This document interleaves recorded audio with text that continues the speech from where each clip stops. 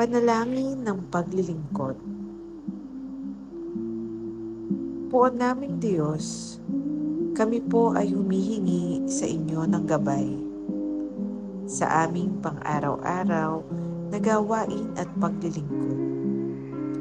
May sa buhay nawa namin ang inyong mga aral at pagkalinga sa mga kapwa namin may kapansanan, may karamdaman at may mga pangangailangan ng aming mga tulong. Puspusin nawa kami ng inyong banal na Espiritu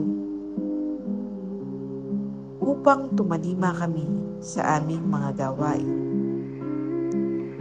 na aayon sa inyong kalooban